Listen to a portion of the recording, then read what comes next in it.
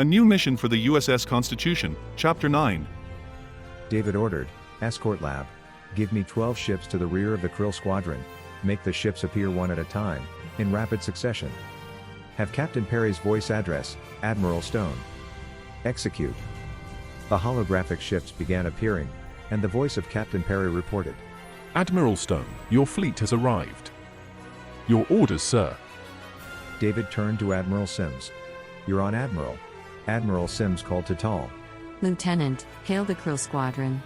Krill Squadron, this is Admiral Stone. I commanded the fleet that devastated your armada at Fleece 367. Stand down. The Krill Squadron powered down their weapons and left the area.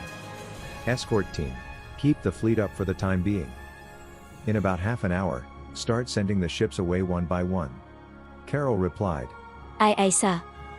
Admiral Sims turned as Sheila entered the bridge. Sheila, what is going on?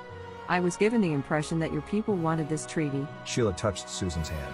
Friend Susan, apparently there has been a coup, and a group that is very antagonistic toward your people are against the treaty. Friend Susan, I am asking for asylum. Susan looked at Captain Stevens. What do you say, Captain? She is our ally, our confederate, and our friend. She was instrumental in saving our people. I say yes. Admiral Sims nodded. Captain, let's go home. David smiled. Aye, aye, sir. Hank home, most expeditious way possible. Helm UL-12. Execute. Escort Lab, stand down. Great job, guys. David motioned to his first officer to accompany him into the ready room. Lieutenant Stevens, you have the con, David said. Larry, we have 6 crewmen besides yourself with new talents. I would like your evaluation of each crewman, their talent, and possible tactical advantage we might gain from them. Sir, I would class these 6 crewmen as hyperloyal. Every man and woman on this ship believes that you always have their best interest at heart. Sir, you know the names of every crewman on this ship, and the loyalty shows every day in so many ways. The officers and crew, frankly, love you and would put their lives on the line for you. Not for the Navy, and not for the system, for you, Captain David Stevens. David replied, there is not a man or woman on this ship I wouldn't put my life on the line for. Every single one. Now, about the new talents. What have we got? Larry took a palm pad out of a pocket. Chief Sedgwick has supervision. He can see a molecule, perhaps even an electron. First Class Dolby seems to be able to predict the future. Right now, she can only see a few minutes into the future. First Class James is able to lift 20 times his weight. Second Class Swartz can hear sounds no one else can. Crewman Campbell has yet to display any new talent. However, she has significantly improved her coordination and balance. Crewman Tolliver has yet to display a new talent. And Crewman Winters seems to be able to move objects with her mind. The 2 friends sat quietly, thinking. David said quietly, thank you. We will talk again. I want you to encourage these people to develop their skills, even if we might never call upon them. I hope they would be willing to use their talents, skills, and abilities for our ship and shipmates. Sir, you and the rest of the crew put your lives on the line for us. We can only hope to do the same one day. When you came and told us about navigating that wormhole, the team promised to show you that kind of loyalty. David responded, I'd like to talk to each one, just him or her and me, for a few minutes. Larry, you're my good friend, I want it to stay that way, even when you get your own ship. But enough of this, let's get back to work. As the ship drove home, David asked to speak to Chief Sedgwick. During their talk, David asked about his extraordinary sight and found that it was voluntary, and he thought he could see down to the size of electrons. As David was talking to First Class Dolby, she told David that they would meet Admiral Yellowtooth again and that he had a team with the same malady her team had. David noted that and asked to speak to First Class James. Speaking with First Class James, David discovered that his strength had continued to grow but that he could retain minute control of his power. In talking with Second Class Swartz, he found that the man's super hearing was equally under Swartz's control. Crewman Campbell had developed extraordinary bodily control, even to the point of being able to climb walls and ceilings. Crewman Tolliver was disappointed that she had not developed any new skill. A little bummed out was how she expressed it. David told her that she was still an extraordinary young woman and commended her courage and resilience. Lastly, David talked with Crewman Winters about her psi power and found that she only wanted to be normal and wasn't going to try to increase her power. It scared her. David assured each team member of his interest and approval regardless of their feelings about their new talents. Each one expressed their pride in their ship and role in the Navy. Tal said, Captain, we are being hailed by the Confederation of the Flying Imperial Navy, Admiral Yellowtooth. Admiral, you have some very sick crewmen. We can help, David said as the Admiral's vestige appeared on the view screen. The Admiral's head snapped back. How? David said, never mind that now. How many crewmen are affected? The Admiral replied. 4 crewmen and 1 officer. David smiled. We're going to teleport enough of a certain mineral for your people and a little more for you to analyze to be able to hunt for a place where this mineral can be obtained. The crewmen must eat this mineral and drink a lot of water the first day after consuming the mineral. After that, you should notice their improvement almost immediately. In a discussion with Admiral Yellowtooth, David discovered that the green phenomena, green menace, green horror had victimized another ship, and Admiral Yellowtooth had sent a team into the abandoned ship, only to find his team had been infected. It was decided, then and there, that something had to be done about the Green Terror.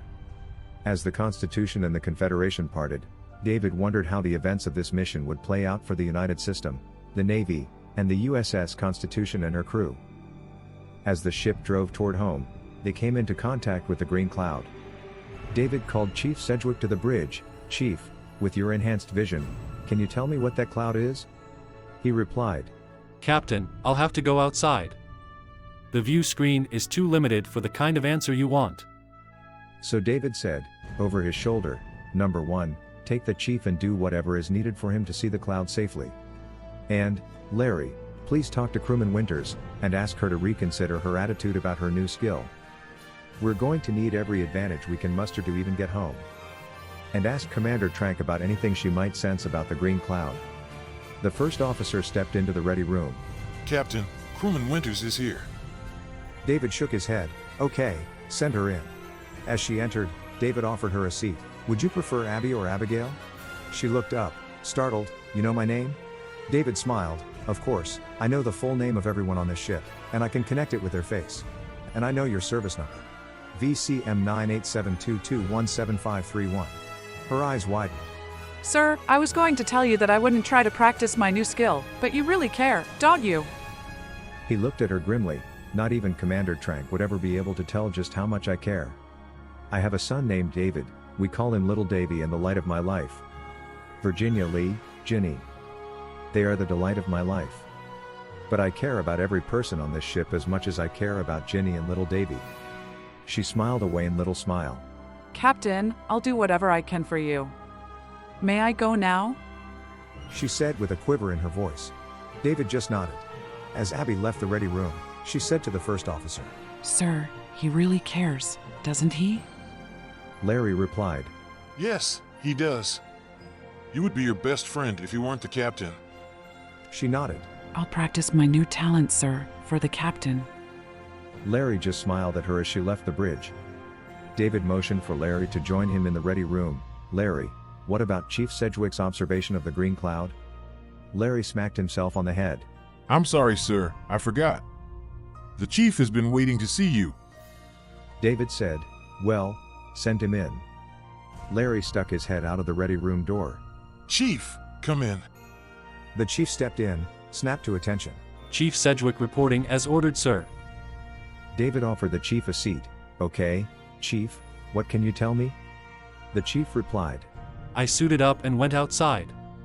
With my normal vision, I could see the green cloud. But as I began to look with my microscopic vision, I could see less and less. With normal vision, the cloud is hanging there in space, but there are no microscopic particles in the cloud. Sir, I can see photons. But even though we can see the green light, there are no photons. No microscopic particles of any kind. It's like it's not there. The chief started becoming agitated, and David quietly said, Bob, slow down. Everything will be okay. He replied. Yes, sir. I'm all right. Just a little bugged about not being any help. David nodded. Bob, it's okay. What you saw or didn't see will eventually help determine what we are dealing with here. Thank you, Chief. I appreciate what you have done. You may go. The chief left the ready room and approached the first officer. The captain called me Bob. I didn't know he knew my name. Larry put his hand on the chief's shoulder. Our captain knows the full name of everyone on this ship, and he connects the name to the right face, and he connects skills, talents, and things he hears and notices. The chief remarked. Damn, our captain is. He shrugged, smiled, and left the bridge. The captain called the sensor lab. Dale, analyze that cloud. Down to the microscopic particles, radiation, kinds and levels, tachyon particles, and anything else you can think of, even imaginary. Then he heard Admiral Sims' voice. Aye, Captain. Then a giggle. 2 hours later, Commander Sims called the captain. Sir, I think I found something. The cloud seems to emit some kind of time signature, unlike the signature of our galaxy. David replied, explain that to me, and explain it like you were talking to little Davy, Dale said. Like I would talk to your 6-year-old son? He heard, yes, like a 6-year-old. So, Dale said, Our universe vibrates at a very specific frequency, and it can be spoken of as T, time, per wave. Our universe T is 1. The cloud T is 1 plus 0.00001 T. In other words, the cloud is really 0.00001 T in our future. Sir, to explain any further would require a 6-year-old with a PhD in physics and astrophysics and the intellect of Albert Einstein. David asked, how is it that we can see it but not be able to affect it, but it can kill us? David said, Dale, there's a young Lieutenant JG in the astrophysics lab with the kind of credentials you have described, Lieutenant T. Sun. Get in touch with her and discuss this with her. Then get back to me. He replied. Aye, sir. Admiral and Commander Sims called the astrophysics lab and spoke with Lieutenant T. Sun. They got together for dinner and discussed the T physics and what the ship and possibly the galaxy might face in the future. Together, they came up with a theory and a possible solution.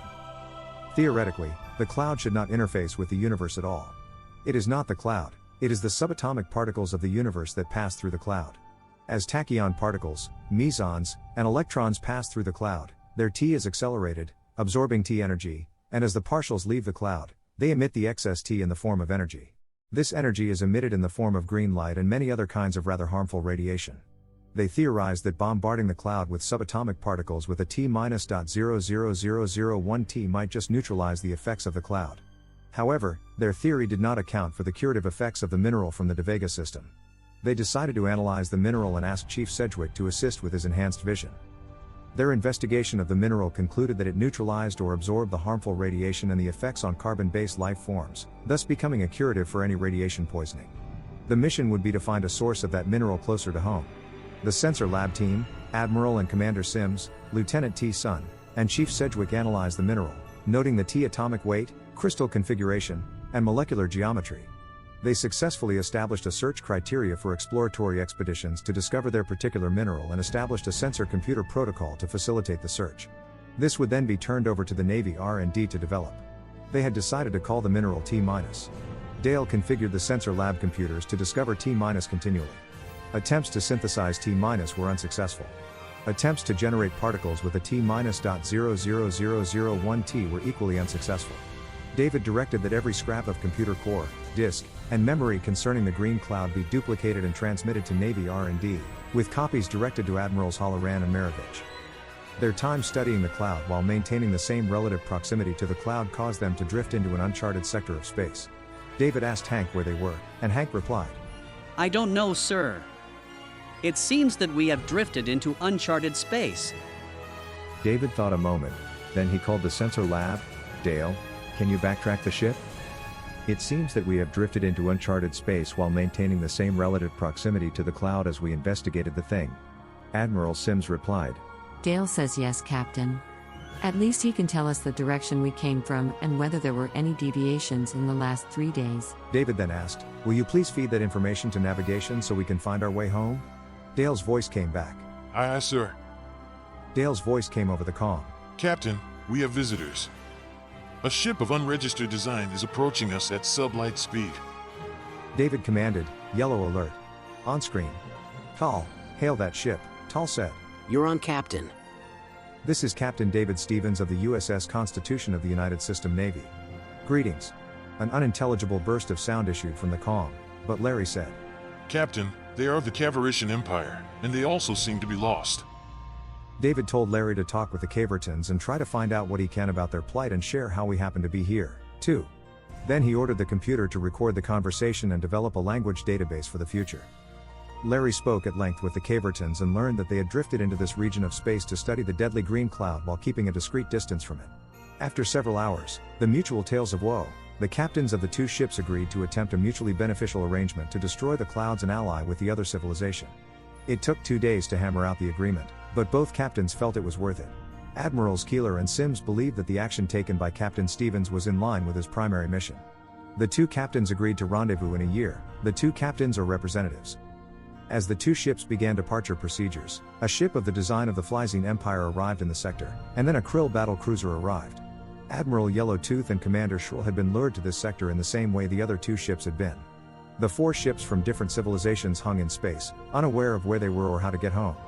David, Admiral Yellowtooth, Commander Shrill, and the captain of the Caveration ship conferred and agreed to share sanitized star charts to find a way home without compromising the safety of their civilizations. After 12 hours, the ships were no closer to finding their way home than before. As the captains scratched their collective heads, 2 more ships joined the collection of ships. With Larry acting as a translator between all 6 ships, they learned that the last 2 ships had been lured to this sector in the same manner as the rest. Then another ship and another arrived in the sector, 9 ships in all representing 9 different civilizations. Larry's new skill was called into service hours on end, and the ship's computer strove to build the 9 language bases further to facilitate the interchanges among the 9 ships' captains. Then seemingly out of nowhere, one massive ship appeared, addressing the group of ships that had been lured to the sector. Do not attempt to fight this vessel or try to escape. You captains have been given the privilege of representing your civilization, as we strive to negotiate a common peace treaty between all participants in this assembly. We are the Archons, an ancient race dedicated to the peaceful coexistence among the civilizations in this galaxy. David told Tal to put him in touch with the Archons. Are you responsible for the green cloud? They answered yes. David responded that he was reticent to negotiate with anyone responsible for creating the green cloud, which had killed whole ship's crews and affected members of his crew. With this, the Archons asked the other captains whether they were as reticent as the captain of the Constitution.